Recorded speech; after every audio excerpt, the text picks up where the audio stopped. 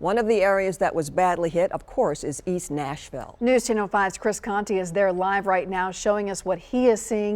It has been so devastating to see what you are encountering, Chris. You've taken us from East Nashville to Germantown and back. Carrie, the damage here in 5 Points is astonishing. This was Music City Vintage. It was a vintage shop that a couple of local folks had opened themselves. It completely collapsed on itself. You can see that members of the store are actually out here trying to get pieces of the business, whatever they can salvage, so that they can possibly get back open. But it is going to be incredibly difficult. It is stunning when you look over here and see what 5 Points looks like in the daylight. This is the corner of Woodlawn and South 10th. You can see the backside of Boombah's Pizza here to give you a little bit of perspective. There was a structure over here, it was a garage that tipped over onto itself. The sign from Batter and Fried, I can see over here, we are on the backside of Drifters.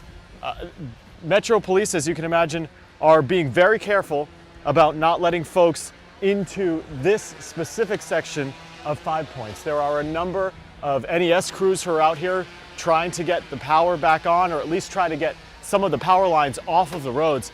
But look, I mean, this is just, it is astonishing.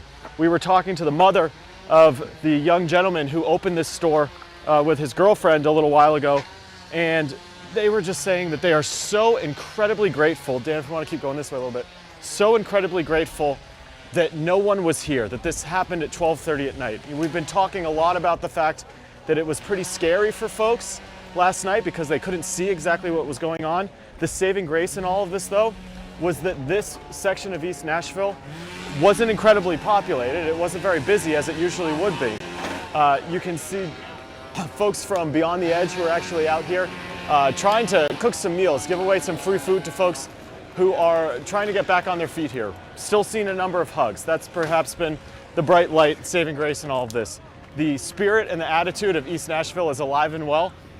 Folks are out here in earnest. A lot of people aren't working today, coming out here trying to help one another get back on their feet. We heard from the 5 Points Business Alliance saying that those businesses that weren't hit or weren't closed because of this are going to rally around the businesses that were hit hard. Some folks, of course, getting back on their feet is going to mean just getting the power back on. Other places, like this tattoo shop and this vintage shop, it's going to be a long time before they get back on their feet. I mean, there's nothing about this building that is going to be inhabitable again.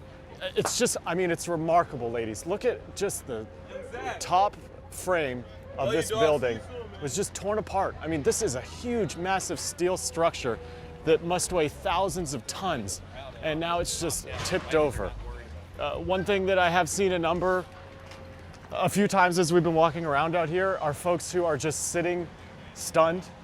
It has been a long night, right? I mean, we've been on the air since about 12 o'clock last night. We are now approaching 12:35 in the afternoon here, and it's still unbelievable to see the scope of this. I mean, there is this misconception, I think, that comes up a lot where people think that a tornado could never hit a major metropolitan area.